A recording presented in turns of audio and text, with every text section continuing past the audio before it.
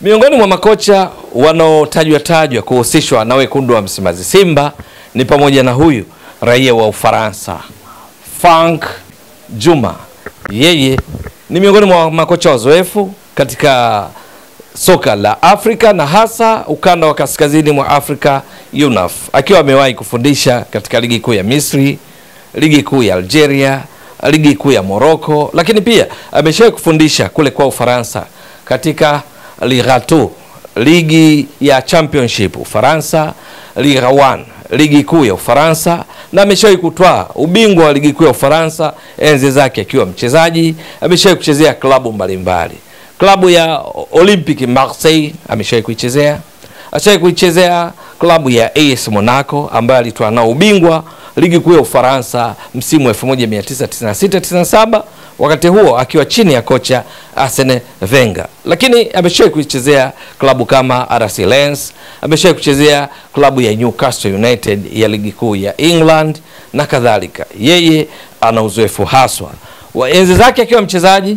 Kocha huyu ambaye hivi sasa ana miaka 57 alikuwa ni beki, center back, beki wa kati mwenye uwezo pia wa kucheza kama right fullback, beki wa kulia, kwa sababu guu lake lenye nguvu zaidi ni la kulia, lakini vile vile alikuwa akicheza kama kiungo ukabaji pale panapohitajika kama kiungo. Huyu Franck Djouma. Sasa huyu ni miongoni mwa wale wanaotajwa kuhusishwa na wekundu wa Msimbazi Simba. Historia yake inaonyesha akiwa kama mchezaji alicheza mechi 425 kuanzia mwaka 1987 mpaka 2004 pale alipostaafu. Kwenye mechi hizi akiwa kama beki na mara chache akicheza kama kiungo ukabaji, alifunga mabao 4. Kama beki kafunga mabao 4, lakini amepata kadi za njano 56, yellow cards. Amepata kadi nyekundu 4, red cards, enzi zake akiwa mchezaji. Sasa akiwa kama kocha, karia yake ya ukocha inaanzia msimu wa 2005 mpaka sasa, tunasema to date, ambapo mara ya mwisho rekodi zinaonyesha alikuwa akifundisha klabu ya ligi kuu ya Misri ambayo ni Modern Sports. Hapo kabla alikuwa akifundisha hii Modern Sports msimu wa 2023-24, wakati huo ikiitwa Modern Future, na aliongoza katika michuano ya kombe la shirikisho. Tunafahamu vizuri kwa kuwakumbusha Tanzania katika msimu huo Singida Fountain Gate ilikuwa ikiwakilisha nchi miongoni mwa timu 2 kwenye kombe la shirikisho. Ilicheza na Modern Future nchini Tanzania, ilishinda bao 1-0 Singida Fountain Gate. Walipokwenda Misri wakafungwa mabao 4. Yule kocha wa Modern Future alikuwa ni huyu Franck Djouma, kama unakumbuka vizuri. Lakini kitu gani kilichomfanya hivi sasa asiwe katika klabu ya Modern Sports? Ni kwamba katika karia yake akiwa na Modern Sports hivi karibuni, baada ya kucheza mechi za ligi kuu ya Misri, mechi 12, alishinda mechi 1.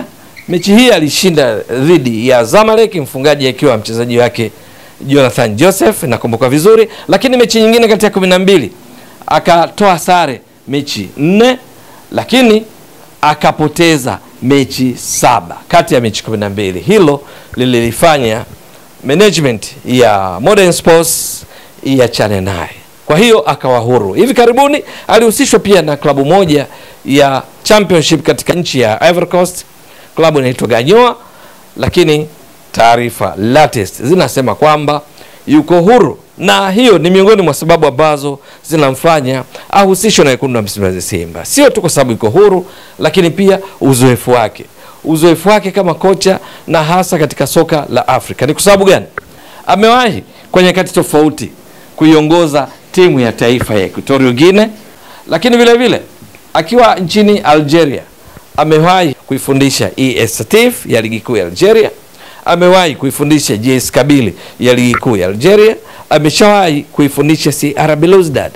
Miongoni mwa mafanikio yake katika ligi kuu ya Algeria, inakumbuka vizuri, msimu wa 2018-2019 aliwezesha JS Kabylie iliyokuwa na bajeti ndogo ya chini kuliko budget za timu zote katika ligi kuu Algeria, lakini akawezesha kumaliza katika nafasi ya pili kwenye ligi kuu ya Algeria, second position. Matokeo yake aliibua gumzo kubwa, sifa kede alipewa kwa namna alivyowezesha vijana sana, wachezaji wasio na uzoefu kuwa na ushindani wa kutosha, kuwashinda vigogo kama MC Alger na timu nyingine, kuonyesha ushindani wa kutosha kiasi ya kwamba timu yake ikaja kumaliza nafasi ya pili. Msimu uliofuata wa 2019 2020 akawa ametwaliwa na CR Belouizdad, akaiongoza na akaipa ubingwa wa Algeria msimu huo wa 2019 2020. Msimu wa 2020 2021 akatwaa taji la Algeria, tunaita Super Cup, Algerian Super Cup, akalitwaa akiwa na CR Belouizdad, huyu Franck Djouma. Lakini amewahi pia kuifundisha TP Mazembe ya Jamhuri ya Kidemokrasia ya Kongo.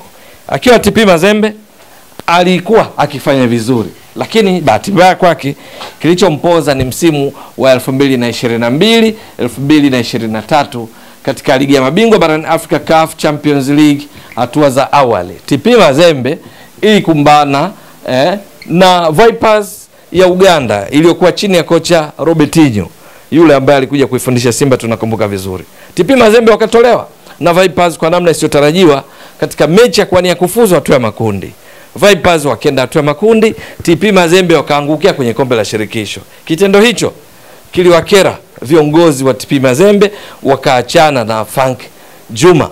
Kwa hiyo ameshawahi kufundisha TP Mazembe. Sasa ni klabu mbalimbali nyingi ameshawahi kuziongoza barani Afrika, na hasa za ukanda ule wa UNAF, kwa maana ligi za kaskazini mwa Afrika, ligi kuu ya Algeria, lakini kule Morocco ameshawahi kuiongoza Maghreb Fez katika ligi kuu ya Morocco, Botola. Uzoefu wake huu ndio unaomfanya awe miongoni mwa makocha wanaopewa nafasi kwamba labda wanaweza kuvaa vyema kiti kilichoachwa na meneja Dimitar Pantev, ili awezeshe Simba kutimiza mipango yake, hasa katika ligi ya mabingwa barani Afrika. Kwenye hatua ya makundi, kundi lao la D wameanza vibaya kwa kupoteza mechi mbili zote za kwanza, wakifungwa dhidi ya Petro Atletico kwenye uwanja wa Mkapa jijini Dar es Salaam, wakifungwa ugenini kule Mali na Stade Malien mabao 2-1. Watakaporejea tena kwenye raundi ya 3 Januari, watacheza back to back na Esperance de Tunis ili kuweka hai matumaini ya Simba katika michuano ya ligi ya mabingwa barani Afrika kwa msimu huu. Wanapaswa kupata matokeo mazuri katika mechi hizo dhidi ya Esperance de Tunis, lakini pia katika mechi za marudiano dhidi ya Petro Atletico kule nchini Angola, dhidi ya Stade Malien itakayochezwa nchini Tanzania. Kocha mzoefu anahitajika sana, kocha mwenye ujuzi, kocha mwenye mbinu zinazofanana na Simba. Ndio maana huyu Franck Djouma anatajwa.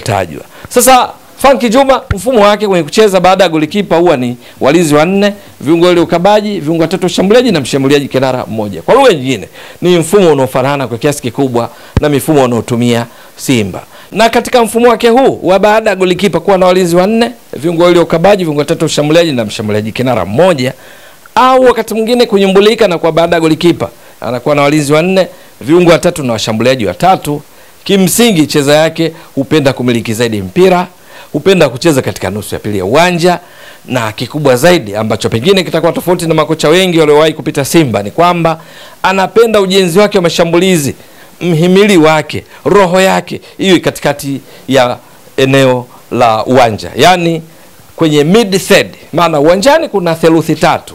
Kuna first third kule ambako ni eneo la Simba, alafu kuna theluthi ile katikati, alafu kuna final third. Sasa kwenye theluthi ya kati, pale kwa kina Kagoma, pale kwa kina Alassane Maodo Kante, pale kwa kina Nabi Kamara, ndipo ambapo hupenda kuanzisha mashambulizi yake kwenda kuwaletea madhara wapinzani, huku muda mwingi akipenda kushambulia na kushambulia na kushambulia. Bila shaka akipata nafasi hii, halafu hii mipango yake ikatwaliwa vizuri na wachezaji wake, huenda tukashuhudia Simba yenye ushindani zaidi, iliyokuwa well motivated, ikihamasika zaidi na kufanya kile ambacho wana Simba wanatarajia, Watanzania wanakitarajia. Lakini kwa ujumla tukiwa kama kocha, ameongoza katika mechi 423 na akianza karia yake hii kama kocha rasmi mwaka 2005. Mwaka 2005 ilikuwa ni Mei, mpaka sasa ndipo anaendelea kuongoza to date kama nilivyotoka kueleza awali. Mechi hizi 423 alizoongoza ameshashinda mechi 151 win, lakini ameshatoa sare mechi 137 draw, amepoteza mechi 135. Amepoteza. Ukiangalia vizuri ni ushindi wa around 36%, ni sare za around 32%, lakini pia kipigo around 32%. Huyu ndiye Frank Juma. Bila shaka akipata nafasi hii ya kuiongoza Simba atawatumia vyema wachezaji wenye kipaji cha hali ya juu ndani ya Simba. Golikipa Yakub Suleiman, Musa Pimpin Kamara, mabeki kina Shomari Kapombe, Anthony Mligo, viungo akina Nabi Kamara, akina Yusuf Kagoma, Alassane Maudo Kante, wa viungo wa ushambuliaji tunazungumzia kina Jashawa, akina Morris Abraham, Eli Mpanzo Kibisawala, Ladak Chasami, Mohamed Bajabar.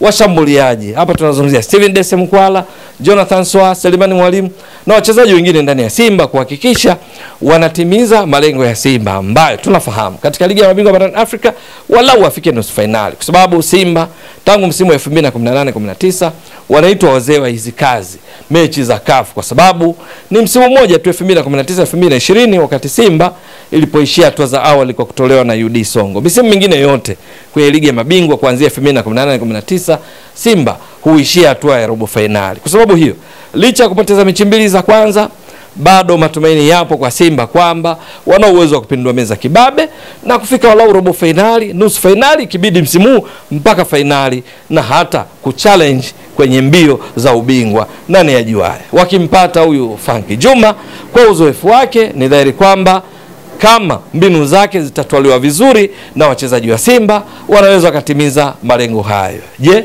itakuwa vipi? Maana ushindani nafasi za ukocha ndani ya Simba silele mama. Makocha wengi wenye wasifu mkubwa wanapigania nafasi ya kuifundisha Simba, timu yenye wasifu mkubwa barani Afrika, klabu miongoni mwa klabu 10 bora barani Afrika kwa mujibu wa viwango vya CAF.